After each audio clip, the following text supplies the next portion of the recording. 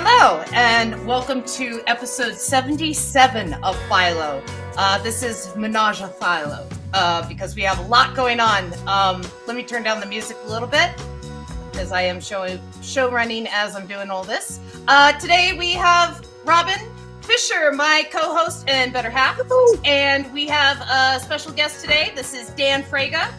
Dan Fraga is joining us from the world of movies and film and like television and comics, and he did this like fun little project called The Grave I want to talk about. I love that. Yeah, you know, just a cool guy to have on the show, and I'm really happy. And we are going to go back over what we did for the story. And so let me cut to some music here. Let's do some I don't know, minimal house. That seems good. And we'll catch us up in the story of where we're at. I stop on this panel because we're basically having a Ménage à Philo.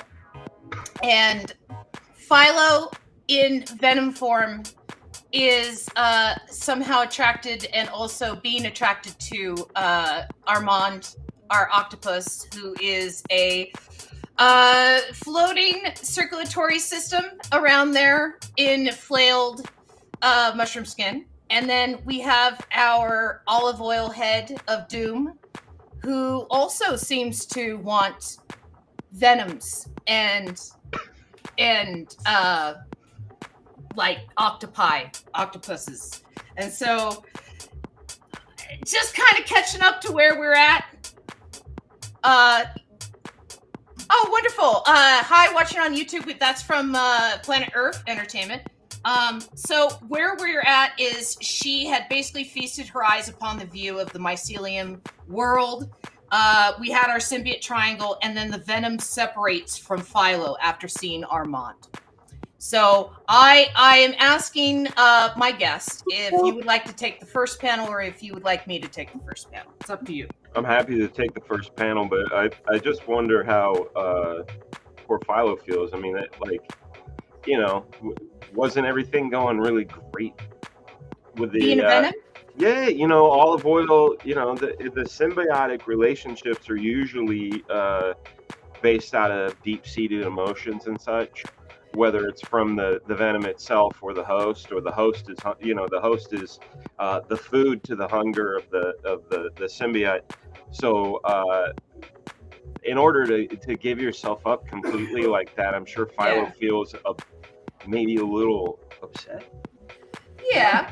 Slightly abandoned. Yeah, like, wait a second. I thought you came to me, yo. Like, now you're leaving? Well, okay. Such a fickle lover, that venom. Yeah. Olive Oyl. No, sorry, such a fickle parasite. Yeah. I see that. I see Venom feeling left out and abandoned. And so I see this panel forming in my mind that you're going to draw. And so with Philo feeling abandoned, well, I'm not saying this is my suggestion. This was This is a psychology because this is a good place to go. The deeper goings leads to more storytelling. So you're right. I'll tell you what. The thing that I'm really excited to draw is a venomized octopus. Well, what we could do is switch panels, where I do panel 1 and you do panel 2. If you want to draw a venomized octopus. That I have some really great things in my brain for that one. Yes, so I think that's what we're gonna do. Is I will do panel 1, and panel 1 we will do Philo feels abandoned. That will be my caption, and for panel 2. The caption I'm thinking is going to be a venomized octopus. Yeah, you know what I'm seeing. Venom and Armond meld. I know what I would draw. If I was drawing panel 1, though. All of a sudden, now I know what I would draw. You know that classic cover where Peter Parker has thrown the Spider-Man suit into the trash can? The trash can. Yeah. And he's walking off. You have Philo in the trash can. You know, with the venom slithering off. Yes. Like a two-dimensional Excellent. suit. Yes. I now I have to look up that reference. Yeah, I forget what it was called. Spider-Man No More. I don't remember the issue number, but it was like a Ramita cover. That's okay. I got it right here. I got. Yeah. Well, there's two Spider-Man No Mores. There's the one where it's Spider-Man's ghost walking away, and then Peter Parker walking towards us, and then there's the one with the talking about the trash can. Yeah, the trash can one is a McFarlane cover. No, it's not. Wait, it's older. No, it was around the time. For some reason, I want to say he was like hanging out with the Fantastic Four at that time. It's an older issue for sure. Yeah, this is we're look. I'm looking at it right now. Hold on. Yeah, this is the cover right here. No, there's another cover. There's a different one where the garbage is. It's like a yellow sunset. Nah, we're in an alley. Hold on, let me look at. This isn't it? The one that I found? It's a panel. It's not a cover. Yeah. Yeah, the what I'm thinking of. Maybe you're right. I'm looking it up. That's the one. Yeah, that's the one. Yeah. I feel like it. All right. Yeah. Okay. Yeah. Well, again, that's what I was thinking. Yeah. When I said Spider-Man No More, but yes, that's the one. Yes.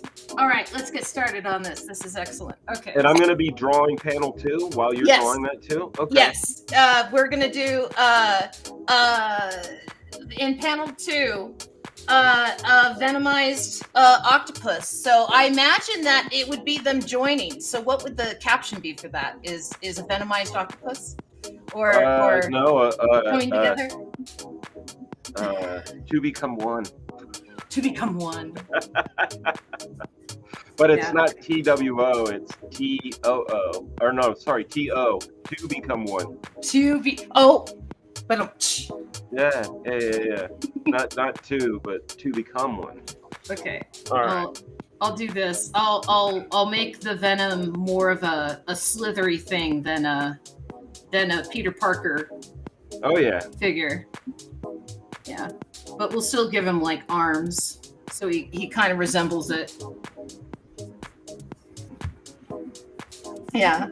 So you and I were having a cool discussion like beforehand. We were talking about like in-house versus oh yeah. We were talking about animation and the benefits of working in-house, like having your whole department in-house, you know, and mostly I think you had brought up a guest and that we might have worked together, and I said unfortunately a lot of times in the animation business you work with a lot of people and you don't necessarily know that you're working with them, because you know when I used to work at Mattel, the saying I used to say is hey, we're all one body, right? But can you touch your right elbow with your right hand? No, because there are parts of you that just never touch, and on certain productions that's the case. You know, but the benefit, like I was saying before when we were offline, was is more I guess more intuitive control versus, you know, being reactive. Like when you're 1, 2, 3, 4, 4 more tentacles. Usually what happens when you're working satellite is you're being reactive to something that is already sort of like the artist's best effort, you know, and you're giving notes on sort of not a fully baked thing, but like something that's sort of baked. And you don't get a lot of the little moments to tweak it. There are sort of more major milestones, and a lot of time with time and budget, you know, you find that you're trying to make the best version of the thing that you got versus being able to kind of you know, make something new and fresh. I don't know if that makes any sense. Well, yeah, you're once it's a lot harder to redo something than it is to add on to something that's already done. Like it's easier to change something. That's it. Yeah. You know Frank Capra, right? I've heard of him. Yeah. He was he was an old director, and he had quote unquote the Capra touch. Yeah. And people talk about the Capra touch. Some people called it Capricorn back in its day. And his writer, Robert Riskin, he put so much of himself into the writing, and Capra believed that he was all the talent, and he's like, well, I have the Capra touch. Robert Riskin ripped a blank sheet of paper out of the typewriter, put it down on the desk, and said, put the Capra touch on that. Right. And and that was the end of their working together. Yeah, I mean that I'm sure that happens. I mean, like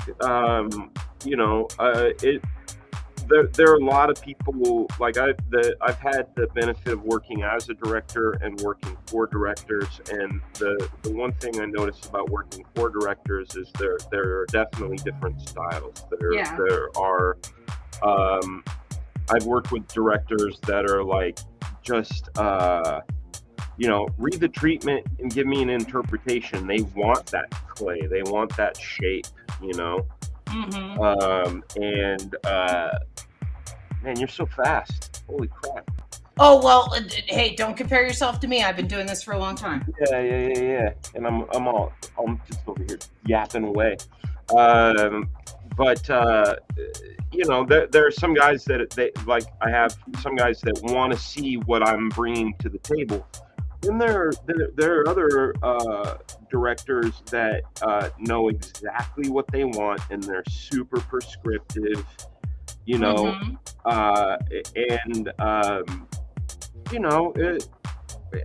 one, I guess, has its pluses and minuses, and when you work, like there's certain directors that I've worked with where we've worked together for 20 plus years, and there's like a shorthand that's involved, and then there's other guys that it's like I had just finished working on this one project where this was the first time this director had done narrative work. They had done documentaries before, but this was the first time they had done any sort of actual scripted work. And at first I thought they felt like super unprepared, because a lot of directors, when they are prepared, they know the location, they know the scene, they know exactly what they want. In this particular case, I realized that their mind was really in the emotional content, and less so with the logistics of the set. Yeah. And I realized, like, that's why I'm being hired right now, is because I can be the bridge here. Yeah. You know what I'm saying? So yeah. it's there's the collaborative stuff, and my directing style is it depends on whose money it is, really, like when and who the client is. Like, so I had just finished up last week 3 years working on Disney Junior's Ariel, and it's completely wonderful crew, wonderful series to work on. But at a certain point, you just go, hey, I know that this is way bigger than me and some of the things that I want, and I also am in full understanding of what's going on as far as budgets and limitations. So you I don't know, you like play as a director, you play ball a little more, you don't fight that many fights, but and that is also kind of affects the way you work creatively. Well, I mean, when you're the director, you have to figure out where the big moments are, right? Like, which scenes are you going to spend money on to animate a crowd, or the fact, like the thing that I had the hardest time with on this particular show was scope. A thing called scope, not the fresh breath scope, but the where you're only allowed 200 shots per episode. You're only allowed that maximum of 300 frames per shot. You're only 20 crowd shots, and a crowd shot consists of 5 characters or more, and like. You know what I'm saying? It's like there's a whole different sort of like limitation to your storytelling, and like my whole thing has always been tell the best story first, and then dial it back if it needs to be. And I feel like my style. I feel like in that case, I would probably have like a chart somewhere that would have all of my shots possible, and every single time I use a shot, I would X that shot off the chart because it's been used, right? So I can't use it anymore. It's out of the budget. Right. Kinda. I mean, it kind of works that way, but it's like, there's like almost not a scoring system, but sort of like a scoring system, like points. This design change will cost this much because it's you're doing color and texture mods, and that, I mean, that's the thing a lot of people don't understand when they're working and saying something like, oh man, I would be a great director. Creativity is, and I'm going to rewind real quick. The one guy I was saying that I storyboarded for over 20 years, there was a point where we were working together, and like I was sequencing everything, and I was like, dude, I'm practically directing this spot, and he's like, he said something to the effect of oh, you think that's what directing is? And I was like, well, isn't it? And he said, oh, it's one thing to have vision, it's a whole other thing to make it come to fruition.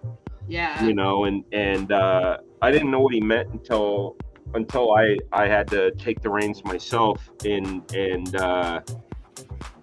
it's like it's a whole different thing. You're wanting something to be completely amazing, but then what did I say to my one of the people I work with? I said, it's like somebody. Oh no, Dan! He cut off. Come back! I don't know if he can hear us either. Dan? Yeah, both screens froze. Oh no! I wanted to know what he said! Me too. It was a really good part. It was a really good part, yes. I said, how much of your vision makes it on screen? And he said, best case scenario, 80. And he said, but usually I'm lucky if there's 40. Yeah. And I was like, man, that sounds sad. You get a little spoiled when you're a comic book artist. You have sort of agency over, especially if you can pencil, ink, and do like what you're doing, and we're like the full deal. It doesn't work that way in production, unfortunately. It'd be awesome if it did, but it doesn't. Oh, I always joke with myself that if I won the lottery, I would I would start an animation studio, Uh-huh. and I would find very talented people. Yeah. And I would walk up to them and go, here's a bag of money. Make your Right. dream project. Right. Yeah. Yeah, Yeah. but there's a lot of folly in that too. And a really Oh. perfect example is Kevin Eastman. When he got a ton of his Teenage Mutant Ninja Turtle money, he gave it to all his friends and was like, just do what you want. And the amount of them that showed up with no work, and then like he lost a lot of money. There's a really good Tundra, interview. right? Yeah. Yeah. That's true. Yeah. There's a really good interview with him in the Comics Journal where he like is honest about pretty much. I feel he's pretty much honest about everything, and Yeah. it kind of laughs at his foibles, but at the same time, like he really made a concerted effort to try to create something independent and wonderful. So you got to applaud him for that. I want to applaud you, Robin, because you're the first person that I know that has brought up the Comics Journal in years. I love that. I love that magazine. I collect them. I Me collect too. them. And the I comic. don't have any of the new ones though. That's the crazy thing. They've I started republishing them, and Did I they have really? none of them. I think the I didn't last know one I that. got was that giant omnibus they did about Robert Crumb. Not the Okay. big giant, not the high coffee table one, but the thing about Genesis. Yeah. I think that was the last one I bought. Last thing I bought was there was like a Jack Kirby interview collection. Yeah. So They were doing some really nice, huge. Like I was really pleased with this one they did about the '60s underground cartoonists. And they had like a Spain interview and an S. Clay Wilson interview. It was really thorough. It was quite good. So- I love the journal so much. I've been in the journal, you know. I've been published a few times. I That's must cool. interrupt for a second. It is time to figure out what panel 3 is after Armand's been venomized. Man, you are so fast. It's okay. You have time to draw. It's okay. I will No. take time to draw panel 3. All right. Well, what's going on with We still have a dog. Well, with there's bones. olive oil, there's the dog, and there's the mushroom. What's left of the mushroom? The mushroom is The mycelium. The mycelium is the what's left of him, mycelium's I guess. still stinging, I think, and the mushroom is still a swamp thing. So Maybe we should revisit the swamp things. Maybe the dog starts heading out there. He decides to bury a bone in the muck, and it's like actual someone's body part or something. maybe the well, okay. If Armand's a venom, is he a good witch or a bad witch? You know, is he an evil I like venom? him to be a bad witch because he's been exceedingly good this whole time. Like we love him. He's one of our best favorite people. And I have to So acknowledge a bunch this is of the comments. opportunity for him to go dark Armand. Yes, I have to acknowledge a bunch of comments too. To become one. Testing can you all see this? Yes, Jeremy, we can see that. And I thought I'd pop in on YouTube. Hi, Robin, says Jeremy. Cool for Fraga getting to work on Disney Junior. I got to see an episode of Ariel, says Jeremy. And then time stood still from where he was. That's when Dan was frozen for a second. And then very rarely does a director get to go from mental image to screen, says Rob. And Olive jumps on Artemis, thinking of I think he hangry. means Armand. Yeah, I think Armand. Thinking of hangry. Okay, I can do that. So the I wish we could panel, see Puppy. yeah. I understand. Artemis is the name of Rob's puppy. So So yeah, I think Armand should be bad for a little while. okay, so It's his super villain era. let's see. Olive jumps on Armand, thinking of hangry, and Who's Armand, hangry? being hangry, hungry and okay. angry at the same time. Yeah. You know, Okay. you're He so is hungry. hungry, you're angry. Yeah. Yeah, and so thinking of hangry, and then and I think Armand's turning evil. I think that's going to be a while Armand's turning evil. So, But I think my big thing is because he's a Venom, he's got plausible deniability. yes, Is that the word? Yeah. yes. So he's still our good Armand. He's just now being overtaken by something evil. Well, it's bringing out his inner evil. That's the id. That's the part that we usually control. And so One of his 3 hearts is black. Let's see. Olive Oyl jumps on Armand, and I should probably capitalize oil. Aren't you gonna start nibbling on his arms?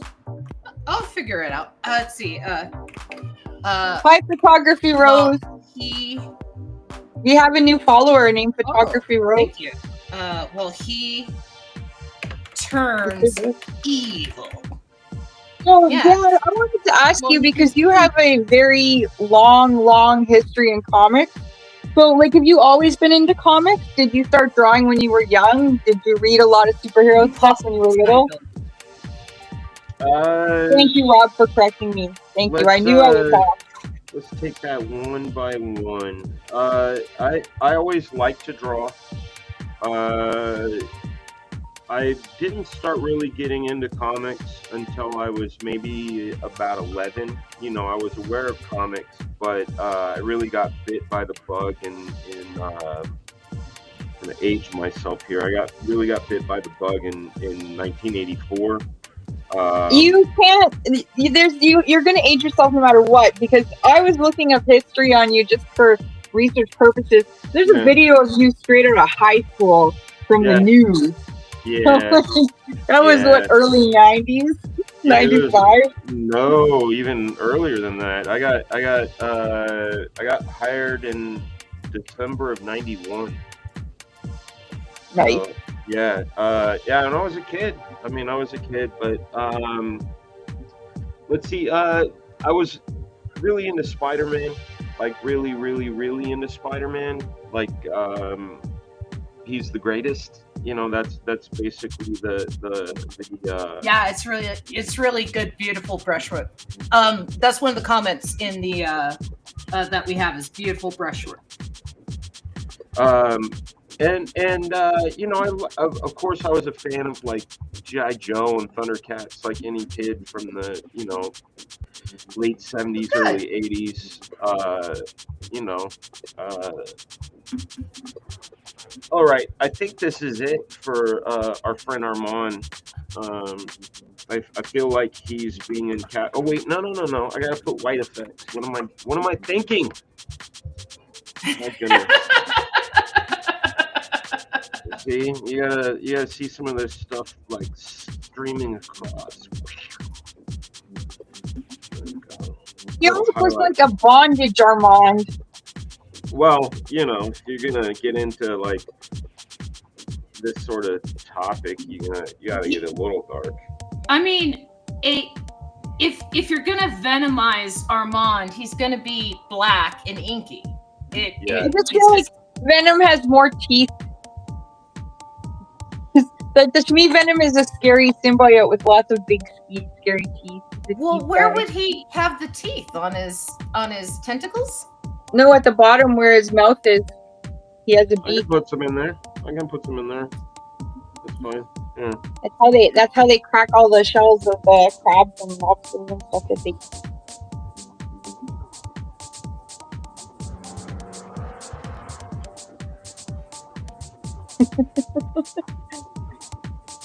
So when you were in high school, did you take any art classes or anything, or you were just hired right out of high school based on the work you were just doing for fun? I wasn't. I had like it was cool because high school is sort of a myriad of mixed messages, right? Like, so the establishment, so to speak, my art teacher and stuff, she failed me, you know, and I don't mean like, oh, she personally had failed me. I mean, no, I got an F. Like, I got an F in art class, even though I had straight A's in every other class. And because you drew comics? Because I had my own way of doing things. You know, in hindsight, I wish I had listened to her more. I know that sounds funny and all, but Yeah. because a lot of the struggles that I had, were because I should have maybe listened to her. but at the same time, I had my own thing going on, and I had like a sense of self where I didn't want to follow her directions. I wanted to do my own thing. But Yeah, that's pretty common for teenagers, though. Yeah, while there are correct ways to draw things, there is no wrong way to draw. right. No, the teachers in the 90s were notorious for being like that.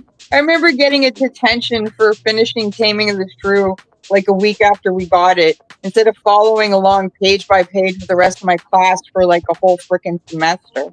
Hey, that's some good stuff. Isn't that Sabrina, right? Like the movie Sabrina they did is sort of Taming the Shrew. Yeah. Yeah. And then so's 10 Things I Hate About You. That's right. Yeah. That's So right. Jeremy wants us to know he has good news. He created a webtoons for one of his Amelia cartoon comics. Nice. And then Rob said Armondage because we were talking about Armand bondage. And then Photography Rose wants you to know that she loves the octopus. It's adorable. Oh, thank you. Very kind. Putting the border. Even though he's evil, he's adorable. Yeah. Well, he's gonna be Evil adorable. Evil adorable. And so you know how I was telling you how like Toys R Us was closing? Yeah. Apparently now it's not. It's Well, so they're in confusing. Macy's. They're in Macy's. Well, that's in the U.S. I'm talking about Canada. Oh, you guys None of our Toys R Us closed when you guys. I'm in Denver. She's in Okay. Canada. All right. Yeah. When you guys lost all your Toys R Us's, ours all stayed open. But Nice. then they were saying they were shutting it down. But now everyone online is saying that the deal fell through. But I don't know if they're talking about the Toys R Us building in St. Catharines, like where they're renting. Thank you. So I don't know. It's bizarre. So it's still open, and I don't know if it's going to have any more deals. But we still have our Toys R Us for now. That's so cool. Man, that's I one was of the so places upset when that- they were closing.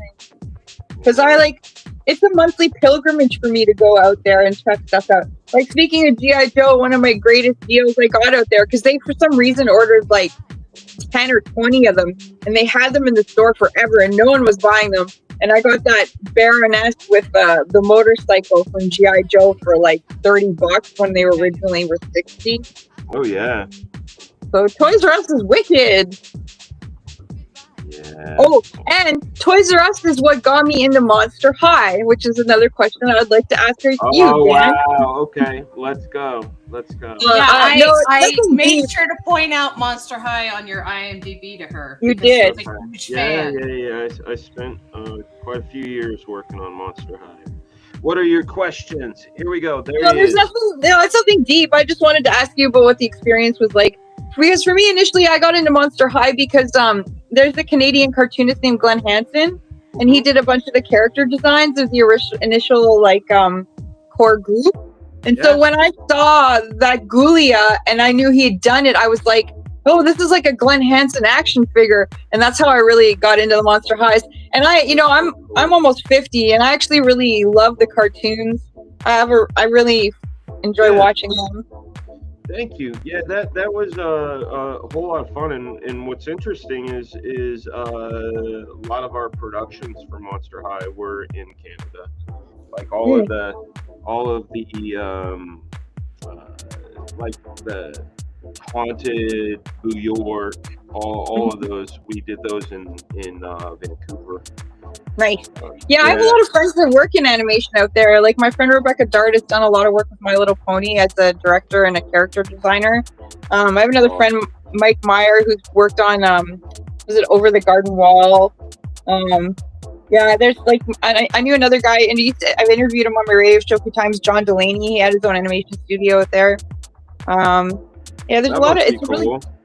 It's a really good city for animation. Yeah, I miss the food there.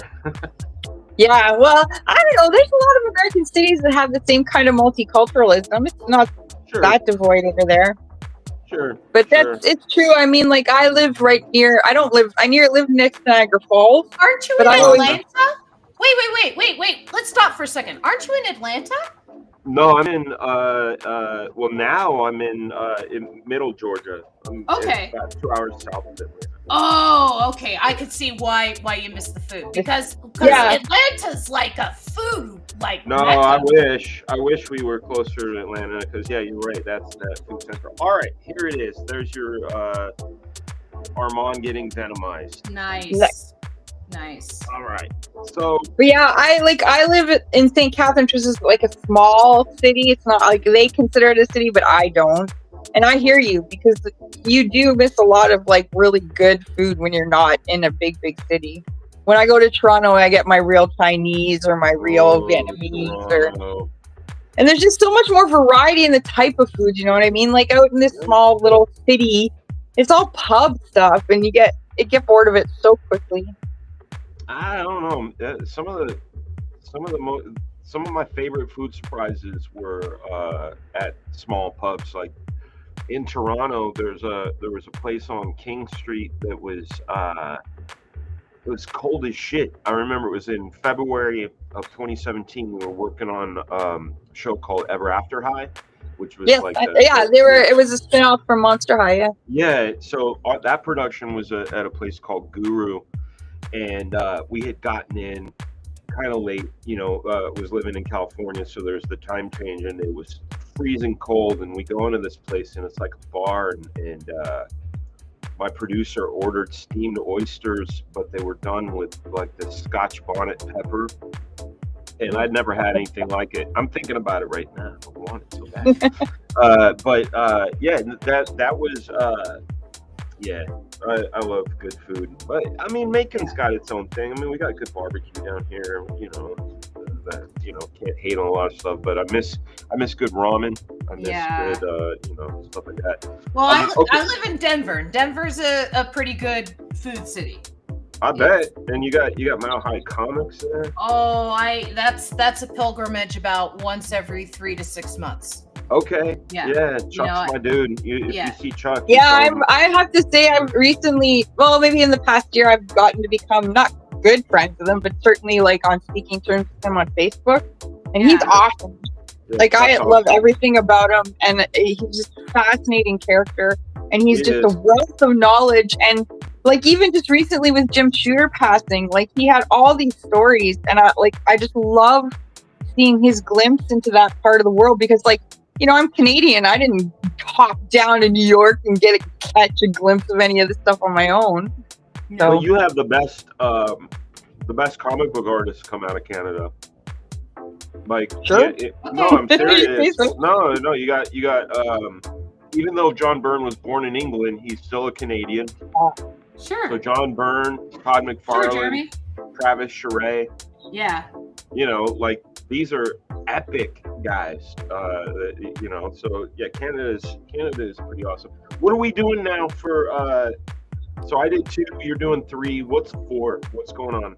We have to figure out what 4 is. So what we have here is she is attacking Armond as he's turning evil. So we still have a dog who's bones. We still have singing mycelium infected mushrooms and a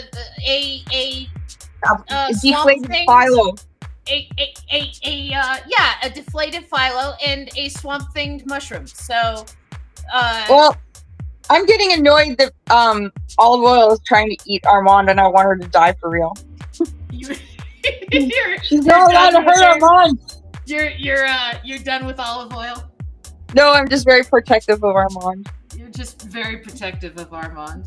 I love that even when he's symbiote. evil. Even when he's evil.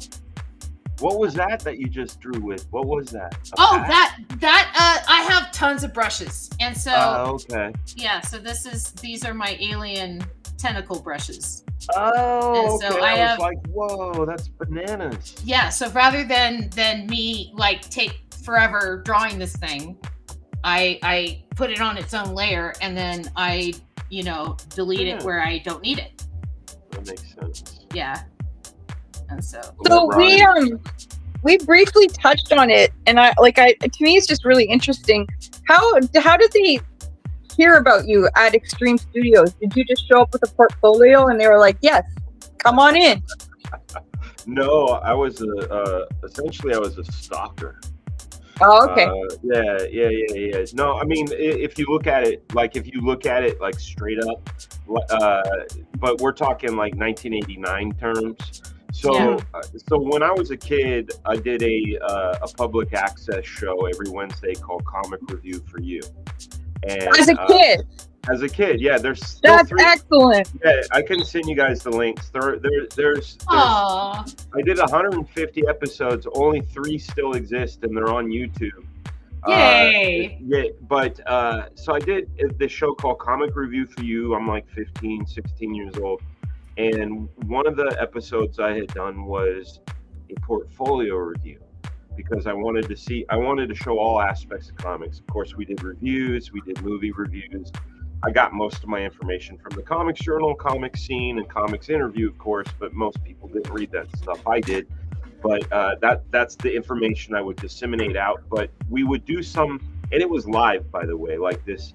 But we would do some pre-tape stuff, and one of them that I did in November of 1989 was a portfolio review. And I went to this show in San Francisco called the Pelican, November 19th, 1989. That's just my tism shining through, and I apologize because sometimes I love dates and time. But so I did. I went there to see Eric Larson and Arthur Adams. Nice. Because they were guests. So it was Derek Robertson. Derek, of course, he didn't do Met yet. He did this really cool comic called Space Beaver, but he was sort of like a local hero for the Bay Area guys, which is where I grew up. That's why I know all the underground stuff because that's where I grew up. But I digress. So I go and we're filming this. I take my samples and my friend took his samples and we're filming and we get Eric Larson to do a portfolio review, and I meet this new artist, this guy named Rob Liefeld. He was new because he had just finished Hawk and Dove and had done a couple of annuals for Marvel, and the newest thing that he had come out was this thing called What If #7, and it was what if Wolverine was an agent of S.H.I.E.L.D., right? So I have that issue. Yeah, it's good stuff, and so I knew it, and I knew who he was, and so he did this. Really, I mean, it's totally different than your story, Amber. He gave me one of the best portfolio reviews I had ever gotten up until that point, and I had been to several conventions by that time, like just trying to get as much feedback as I could, and it was the first time that somebody gave me like actionable advice. Where instead of work on your figure drawing or do more life drawing or all the same, I always said you should just have, like, instead of a portfolio review, you should just walk up and there's like a series of buttons that you press, because that all the portfolio reviewers of the time used to say the same shit to everybody. Same sentence. Yeah, and it's because we'd be waiting in line and you can like see the guy in front of you and the guy in front of you, and you just kind of like listen in, and it was all the same shit. And Rob had really given me some really cool advice. So the reason that's important is that I felt very sort of supercharged by his review. I felt really fantastic about the idea. I wanted to go home and draw like it wasn't just like, oh, I feel bad, I suck. It was like, oh yeah, I got things to work on, but like I'm charged. Now, the crucial piece of information was that at the time, Rob Liefeld had just been hired to draw the New Mutants, and he was doing character designs for New Mutants, a bunch of like character design sketches and things. And he used to have, along with his originals, this sort of box of like loose leaf sketches that you could buy. And one of them, my friend Mike had bought, was of this character that we didn't know who he was, but we thought he was really cool looking. But it ended up turning out to be the Strife character design, from New Mutants and X-Force.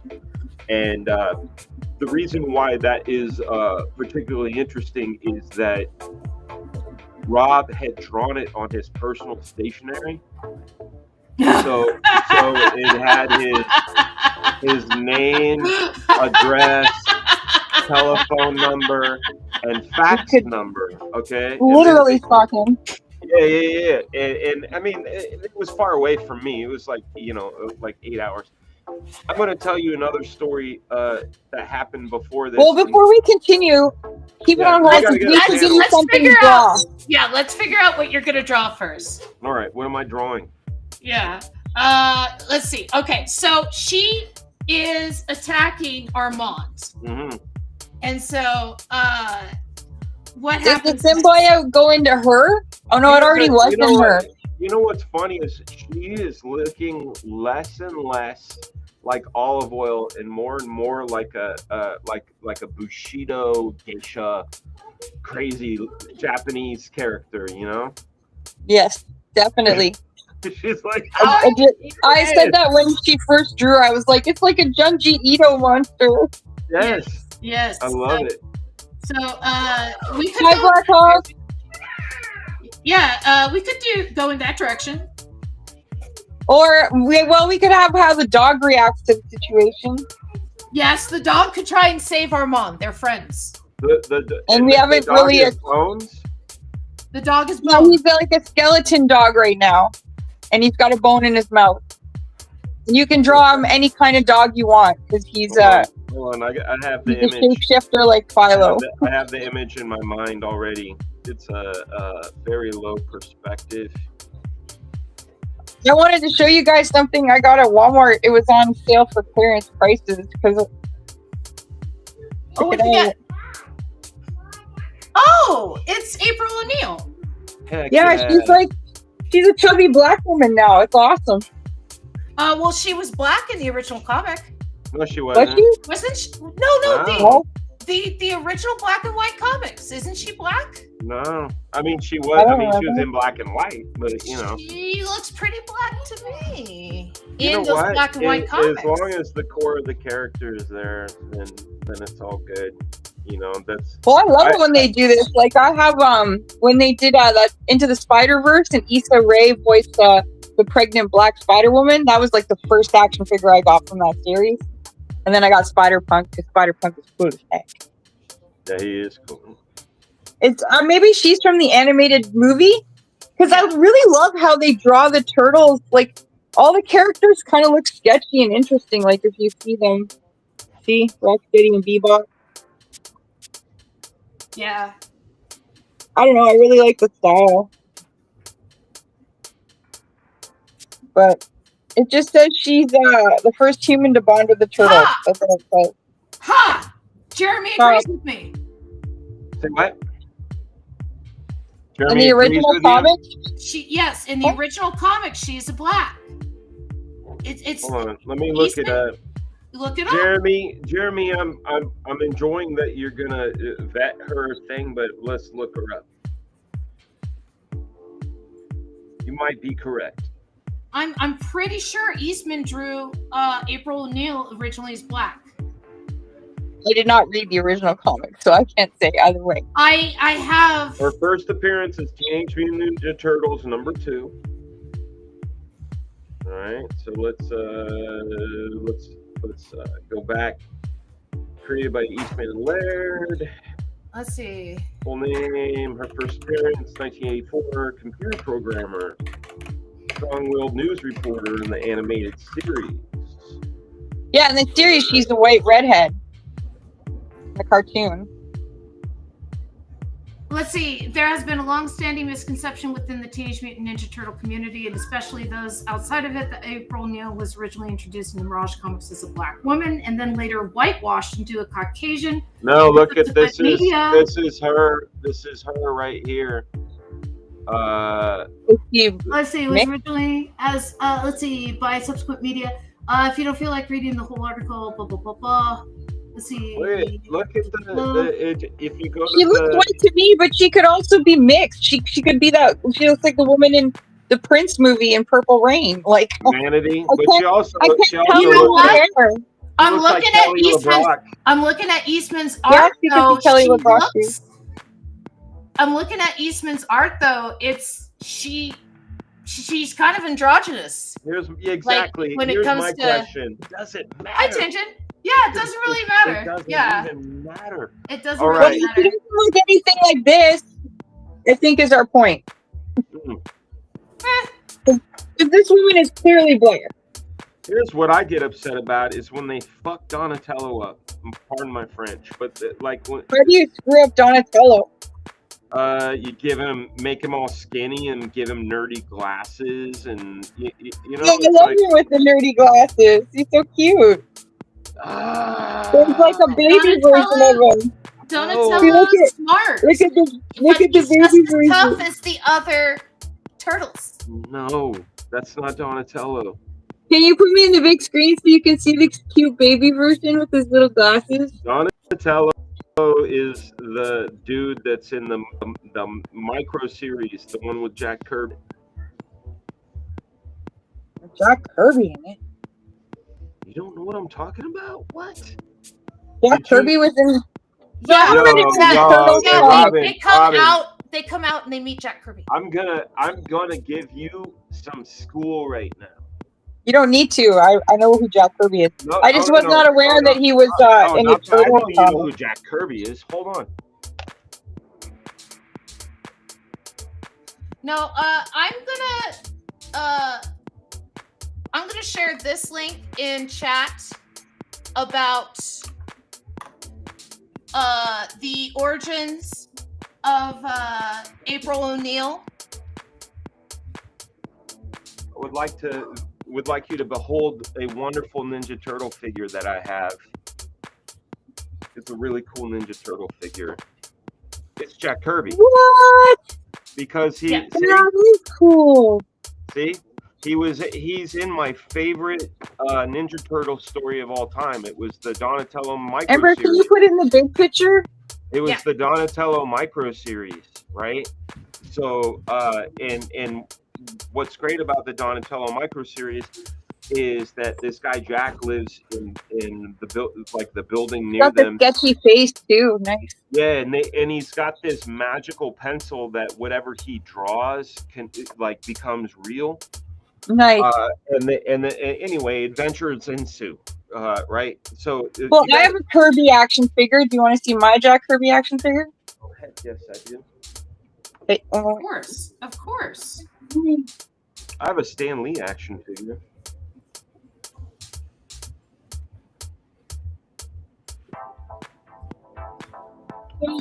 How do you even know evilness? For the longest time, I was kind of anti-Jack Kirby, and I really shouldn't have been because I collect romance comics, and of course, he's basically one of the creators of romance comics. He draws all his women exactly the same, and I would get bored with his art.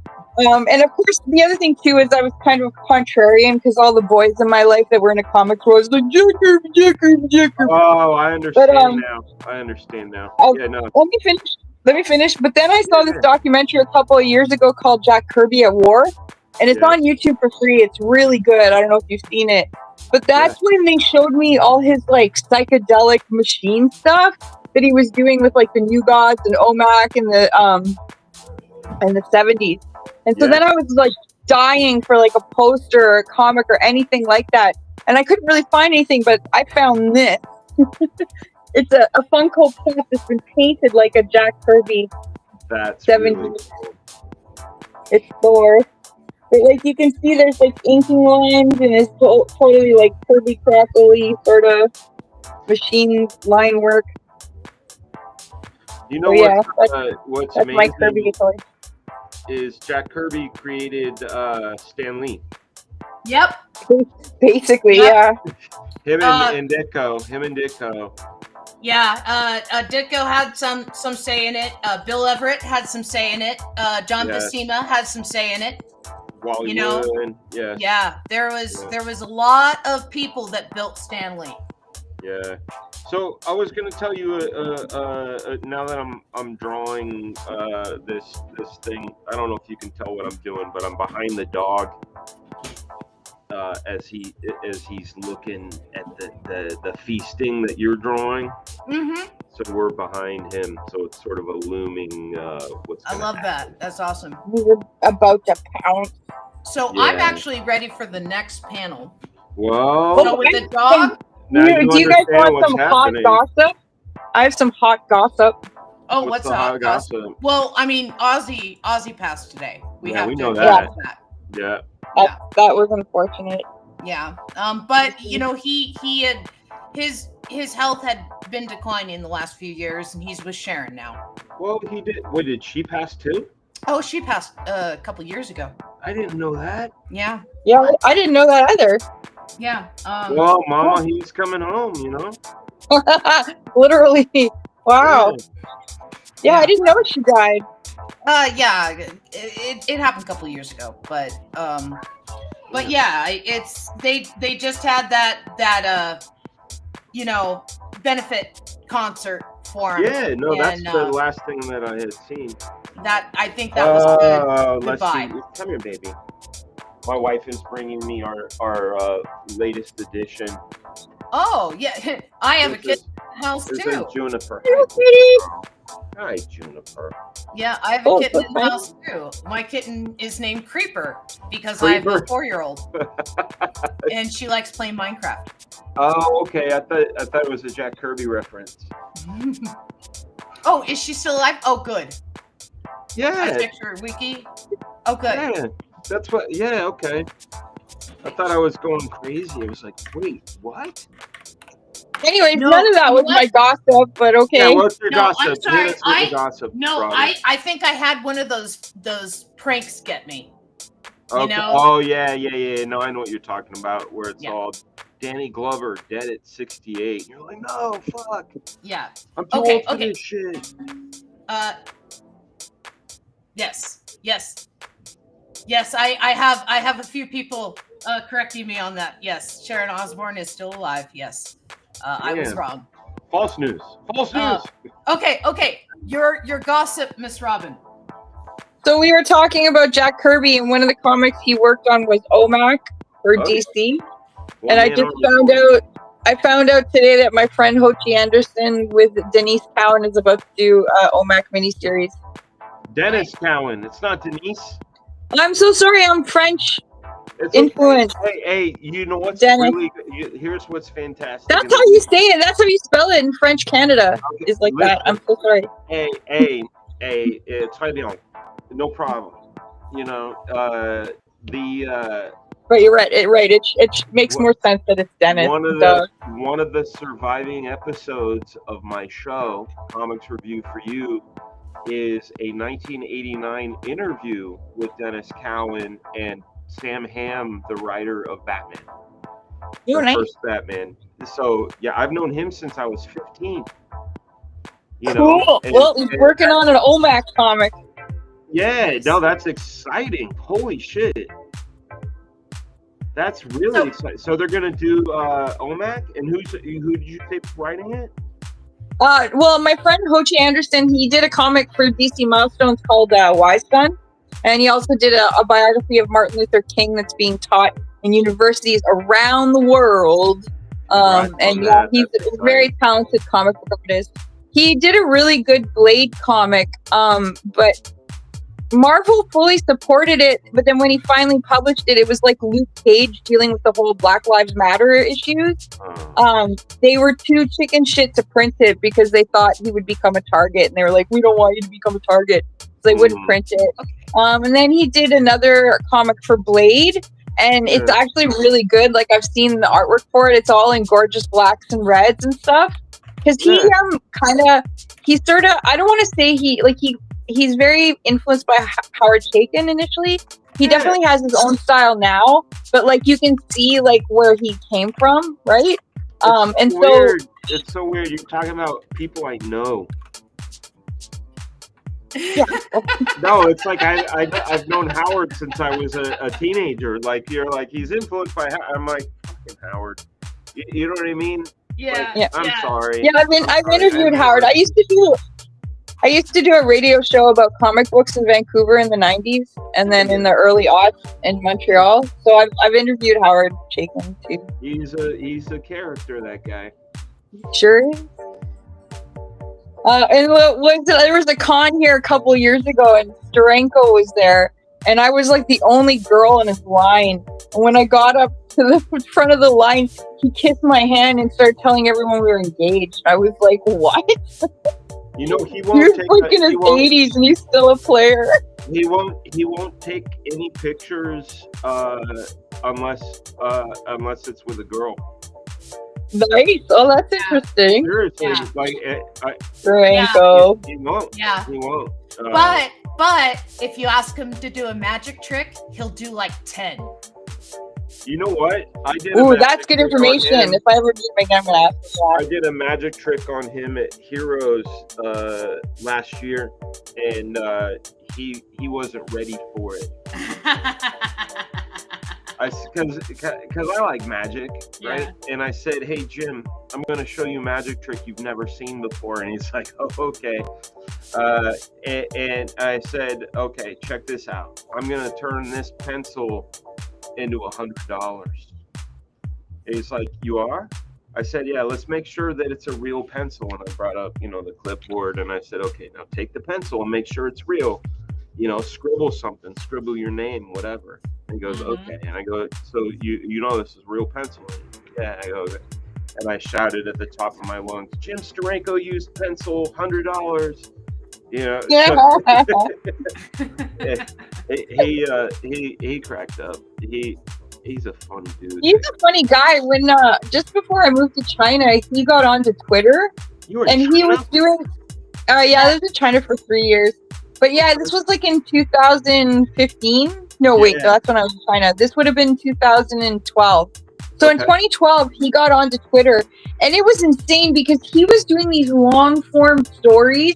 There were just stories about when he was a juvenile delinquent, when he was like 13, 14, and 15 years old. Right. And it was crazy. You're like reading about it. It's like, oh, me and my buddies rolled this guy, beat the living crap out of him, went for beers out. It's like, whoa. Yeah. They had different times. What's up, son? You want to go ahead? Go. Yeah. Yeah, man. Different times.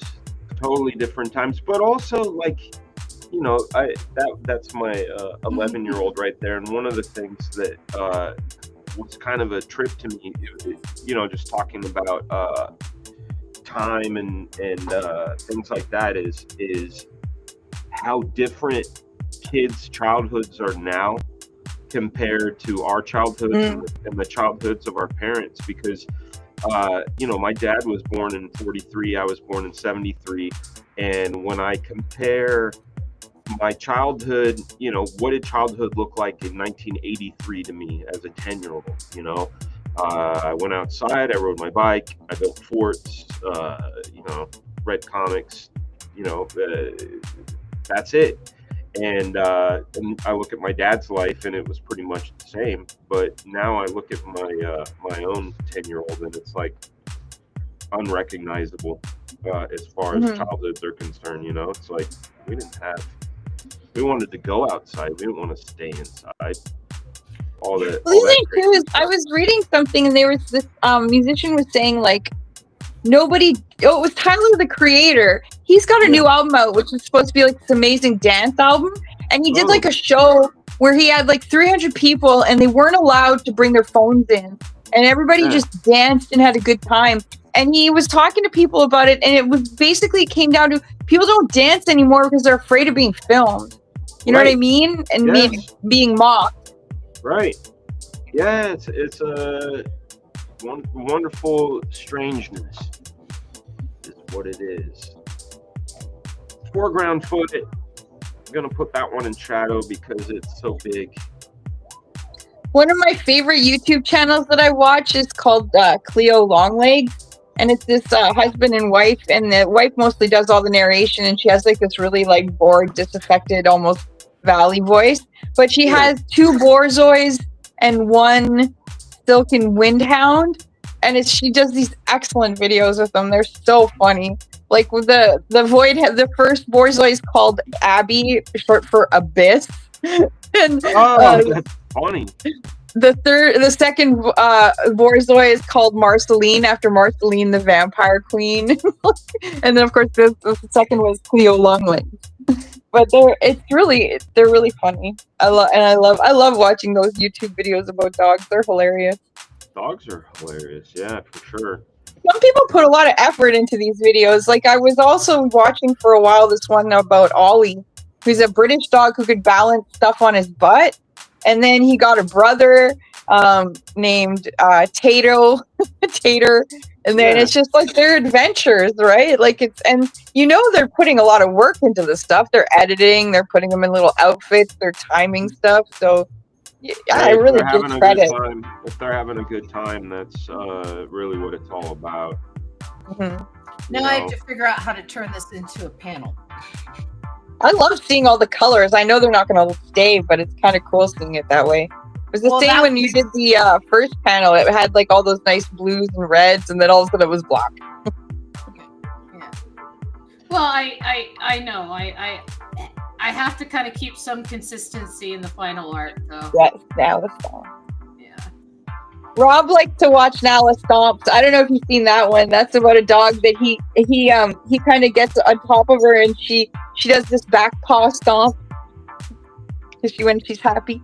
And then he goes on adventures too, man. Like I've seen him do that with her when they've been in like mountains. Yeah. Sorry? I was saying goodnight to Jeremy. Jeremy was okay. Good night, Jeremy. Hi, Jeremy. He's got to get some art done tonight, he says, which is excellent. Way to get things done. So continue with your story. Oh, just talking about dogs. The other thing, before I came on air with you guys, I was watching the documentary about the Tragically Hip. It was such a big emotional thing for this Canadian. Who's the Tragically Hip? Who's the? I'm sorry. I'm so sorry that I don't know. It's okay. You're not Canadian. That's only blasphemous if you're Canadian. Hey, listen. I know what a ketchup chip and an arrow bar are. Hey, I know. I know about roots. I know about roots. Can tell you about the arrogant worms. So. I knew who the arrogant worms were. Yes, but you didn't know the last Pirate of Saskatchewan, which was one of their greatest hits. You didn't Sorry. know that? Yeah. So there. Nah. Oh, no. I'm just teasing you. No, but yeah, no. The Tragically Hip are like one of the #1 Canadian bands of all time. They're like a rock band, but the lead singer was super charismatic. His name was Gordon Downey. He was kind of like Jim Morrison rolled into like this Canadian dude who was like a beautiful poet, but quiet and strange, but not an alcoholic, and not tortured, married to the same woman for years with 2 kids because Canadian. How's wrong with but him? they've like, you've probably heard a lot of their songs because they've been around forever, and actually they played Woodstock in the 90s, and Dan Aykroyd brought them to SNL because he loves them. Oh, cool. But the thing is, a lot of their songs are about Canadian history, so it's like I don't know, when I was a teenager, like when I was a preteen in junior high, their third album Roadhouse came out, and I just loved it, and I killed it. And there's like, Gordon Downey is a really special guy. He was a really, really special writer, and they were 5 of them. They were really tight, and they create music that almost makes you cry sometimes. And sadly, I don't know when it was. I guess it was in Yeah, I was in China when it was announced. Gordon Danny was announced with brain cancer in 2016, and then they did one last tour across Canada that like sold out. Like you can't believe, like even the Prime Minister of Canada was at these shows. Like it was a Which was it, huge Rob national Ford or, thing. Trudeau? No, Rob Ford's the premier of Ontario, the province. Oh, okay. The Prime Minister of Canada is like their president. Oh, right. It was Trudeau. I don't know. You don't need to know. It's all good. So, but anyways, it was a huge event. Like, and the thing is there were a lot of different generations that were influenced. Because when I loved the hip, I loved them for 2 albums, and then I wasn't really into them anymore because I felt like I get tired of bands when their music all starts to sound the same. So I was really happy with the 2 albums that I had. I didn't need to get more of their stuff. But and they had some really good songs too every so often and on one of those albums. But I don't know. They were a big deal. And then he died, and it was really awful. Everyone was really upset.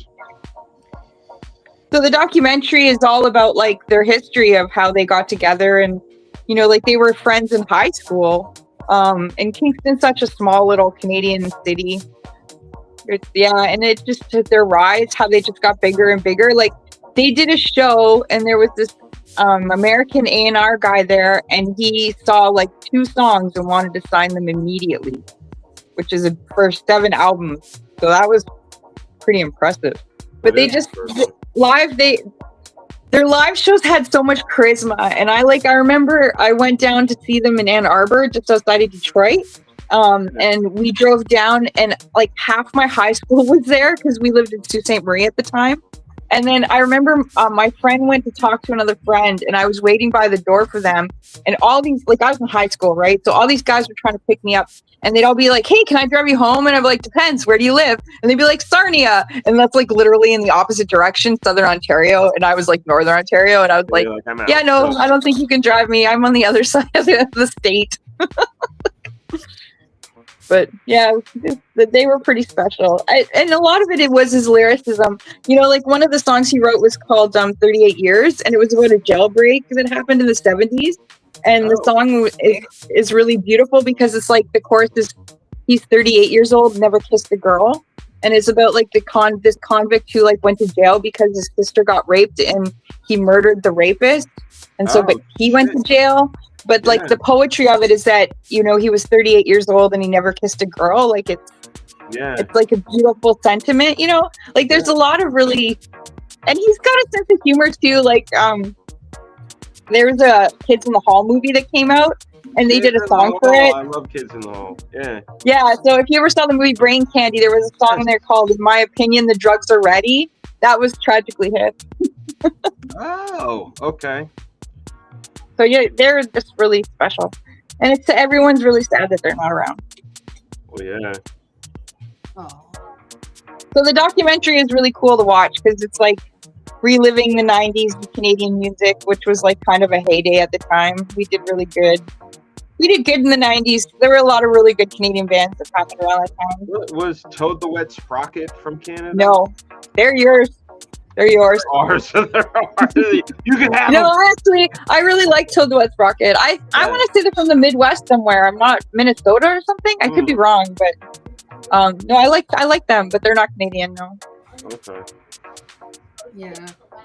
There is a lot of bands that you probably listen to that you'd be quite surprised that are Canadian. Like even me, recently, I was putting together like the penultimate Canadian playlist on YouTube, and I learned that guy BB No Money was Canadian. Much Rush. Yeah, well, there's a couple of songs on there, yeah. So much Rush. Rush is pretty awesome. They're really interesting.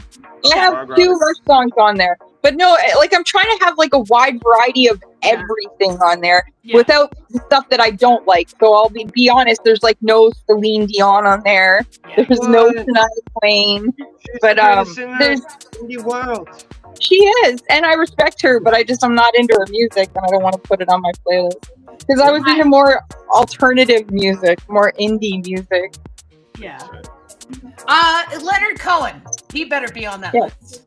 Yeah. I love Leonard Cohen. Good. Leonard Cohen is special to me because, and he's the only poet that I've memorized. Wait. Neil Young? Yeah, of course he's on there. Okay, I want to make sure, Yeah. because my dad used to listen to Neil, very No, close Neil to Young's heart. pretty special too. Yeah. No, but Leonard Cohen is important to me because he's the first. His poetry made me realize that there were men out there who like women with chubby thighs. He made me feel better about myself. But he Well, has a there poem we I go. memorized because I just love how his poetry makes you think. Mhm. And so the poem is very short. It's called For Annie, and it goes, "For Annie, with Annie gone, whose eyes compare to the morning sun. Not that I did compare, but I do compare now that she is gone." Mm. I don't know. Leonard Cohen's pretty awesome. We got a lot of good artists up here. I mean, we've got Margaret Atwood. She wrote the whole Handmaid's Tale, which is so pithy to the moment right now. We've got like It so is. many important comedians to come out of Canada. That's Right. true. Hold on a second. I gotta get my ruler. Hold on. Uh-oh, he's drawing more panels.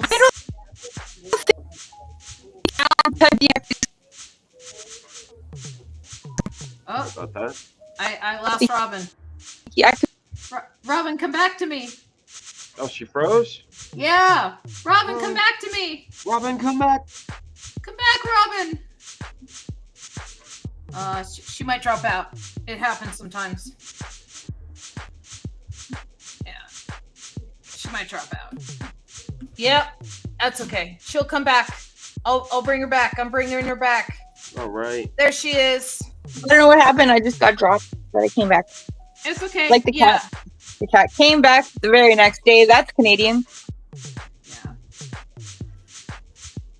The cat Let's see. came back. We thought he was a goner, but the cat came back. He just wouldn't stay away. No, I don't know if you are familiar with this show. Maybe Dan's familiar with it because he's got kids. But there is a show, speaking about cool things in Canada, called Grizzy and the Lemmings. No, don't know. No, I've not heard of it. It's, I think, a French animation, but it takes place in Canada.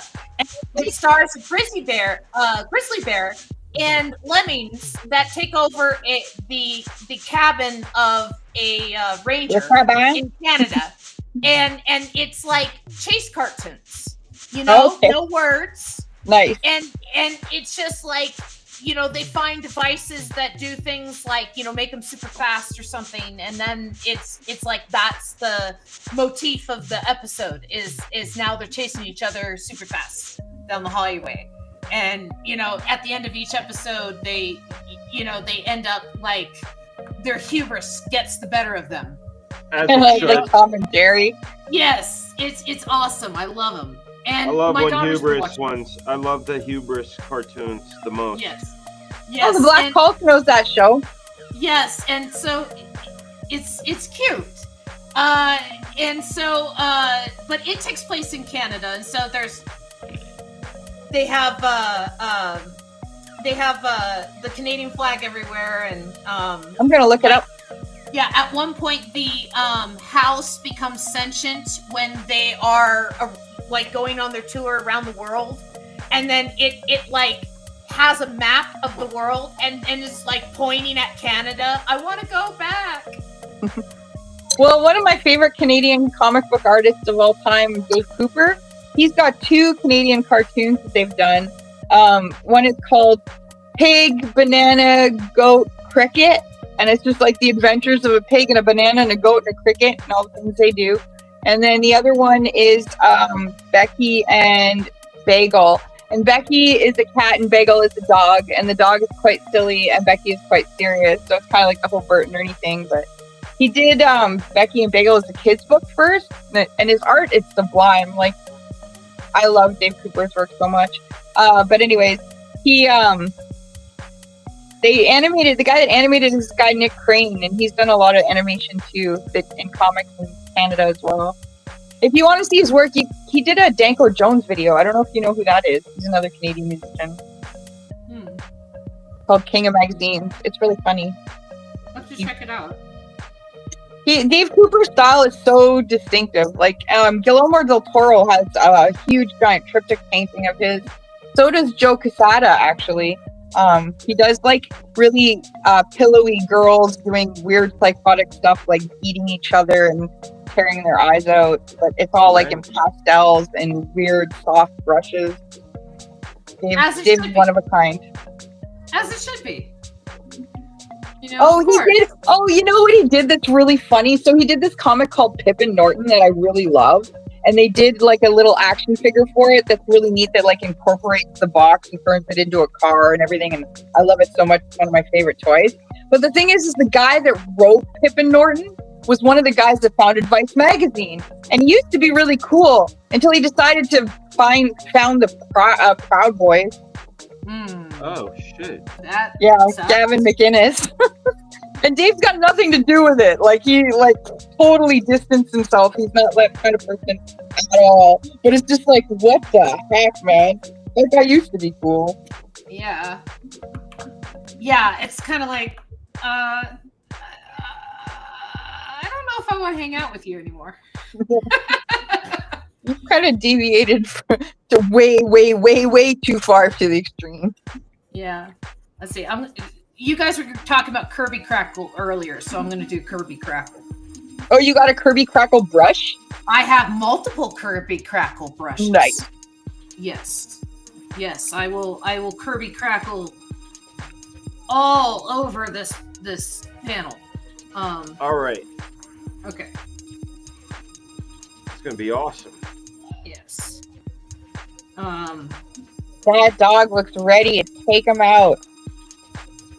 Well, yeah, you know, fuck you doing eating on my octopus? Well, yeah, they're buds. They're friends. Hey, so Amber, you wanted to ask him some questions about his webcomic, The Grave? Yes.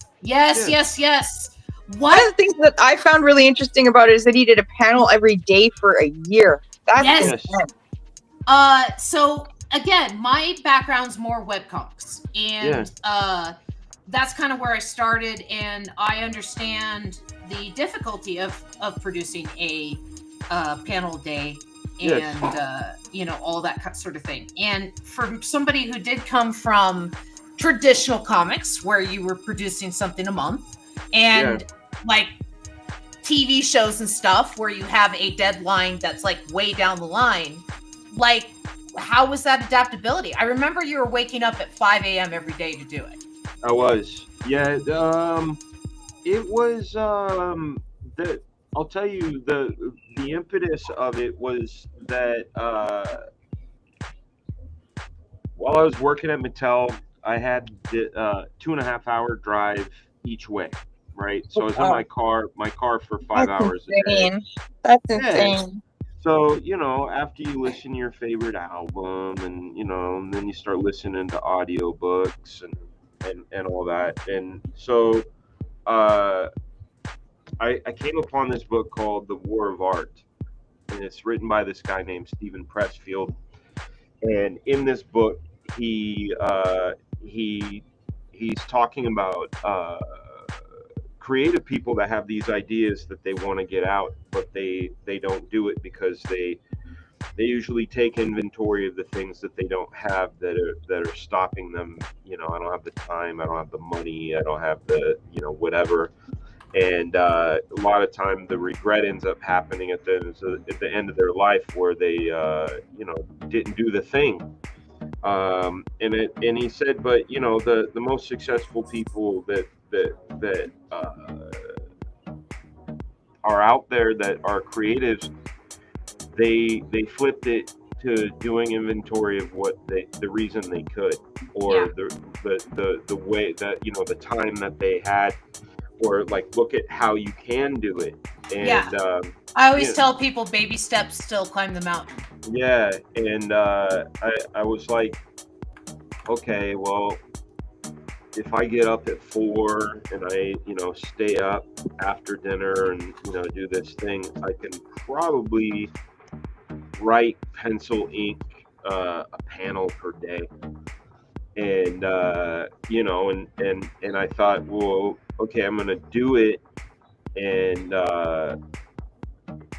for accountability's sake, I had done like a social media post about like stay tuned, you know, and so people could follow it along each day. And I would try to be as regular as possible as far as the time of day, but I never missed a day. And all the Sundays were in color, which was sort of a nod to newspaper strips. And you know, the oh, there goes Robin. Oh, I'll grab her. Yeah, She's back. I don't know why it keeps cutting out. That's weird. I'm not doing anything. I'm just sitting here listening. The thing that that was a little tough was, you know, I had been beating around this story in my mind for a while, which is why I chose to do it. It was a very, very personal story. A lot of transpositions from my childhood are in this story. A lot of my favorite book of the Bible is Ecclesiastes, and just sort of how our experiences make us, we're ready to go when we're ready to go. And that's why I had started the thing off with like this Mark Twain quote about, I'm going to paraphrase it, but a person who's lived a full life has nothing to fear, not even death. Yeah. So I wanted to show the idea of a full life, through a circus show freak. But I also, when I was a kid, I was very obsessed with, I'll go to antique stores with my Uncle Bill. And I'd walk around and I'd start thinking about the history of things. Like, oh, who did this belong to? What happened there? And I had this idea for this comic book called, it's just simply called Pawn. And it was like a one-offs each time, where you would go into a pawn store anywhere in the world, and the camera would land on an object, and you would go back in time. Oh, that's cool. Yeah. They did that with Red Violin, a Canadian production. Yeah, so it's like this, the prominence of that item, like, how did this video game get here? How did this wedding ring? How did this samurai sword? How did this chainsaw or whatever? And so it's a good idea. Thank you. But that idea folded into the grave, which was these boys, like Stand By Me style, that find this. They go on this camping trip, and while they're digging to get their fire going, they hit this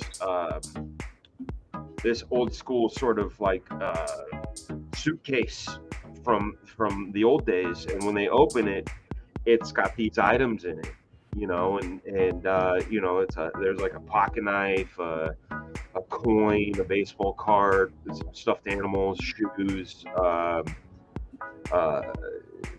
couple other things. But I ended up having one of the characters in the story do a wouldn't it be cool if, and he basically gives the plot to Pawn, like I just gave to you guys. So I basically hid an idea in an idea, but that idea created the idea of the grave, which was to tell a full story about this suitcase full of stuff, but overlay it on top of the idea that we're here for a piece of time, and I don't know what people believe, but my own beliefs are my own. But what if when somebody passes away when they're young, it's like, what if they were reincarnated in the thing that they needed to learn, they learned? You know what I'm saying? Or someone that lives to old age or whatever, that they had a whole lot more to learn. Anyhow, the idea was having this idea of this character that was how could I show the idea of change, like a a caterpillar to a butterfly. I was like, well, if I had this hairy kid who then lost all this hair, but then got all like kind of rashy and stuff, but then when the rash went away, he became this beautiful person, like this sort of. Say what? Like a chrysalis. Yeah. So I wanted this sort of this story imposed on top of like an old 30s circus, because I thought that I liked the iconography of that. So I just took all those ideas and mashed them together and came up with this idea of these kids who were on their last. It was their last day before they go into high school, right? It was September, beginning of September of 1989, and I even have them go into this like drugstore where I used to shop. I used the location and everything, and I made sure that all the comic books that were on the comic rack were accurate. And these are like little Easter eggs for myself, but so these kids, they go and there's some other tales that one of the kid tells, kind of like Stand By Me, the blueberry pie story, but I tell it with this Astronite character. But anyhow, they go and they dig and they find this case, and as each item is revealed, we go into a flashback of what that item means, and you get to see the growth of this character. And anyhow, so I had all this stuff in my brain to unpack, and I really thought 365 days would do it. And but I also ran into the physical reality limitations. Reality hits you, because you have to remember, during the time that I did this, I was the supervising director on Monster High. Yeah. So I was wondering, what does that entail exactly when you're a director on a cartoon? I just want to let everyone know that we are at time, so it's up to Dan if Dan wants to stay and ask questions, or I meant answer questions, because it is 8:30 for my time. For him, it would be 10:30, and I think he just froze. I think I just lost Dan. Yeah, I think you did. Oh, there he is. There we go. There we go. We are at time, actually, so it's up to you. If you want to continue answering questions and hang out, or if you want to. Well, you got two cool panels out of me. We got here. Let me move this bad boy out of the way. So we got a great angle. Our dog seeing this thing happening. So kind of a different POV of your shot from the previous panel. And then, of course, we've got our guy getting ensnared in the venom goo and becoming the bad guy version of himself. Yes, that's awesome. I think that's awesome. I was able to do 3 myself. I know, you're so fast. No, I've been doing the show a little bit longer. And so great. I got the Philo Feels Abandoned, and with him being thrown out by the venom, and then Olive Oyl jumps on Armond while he turns evil. Yes. And then I have the dog leaps upon Olive Oyl. I love it. It's great too, because we kept the line of action right. Yes. He would have jumped from left to right, and you have it. So there's like a storyboard. This is cool. Yeah, I'm gonna call it at time. And let me put this up. Produced by me, Amber Greenlee, panelpanel.com, Captain T, keyspot.com, Patreon. If you want to support me, twitch.tv should be what you're watching.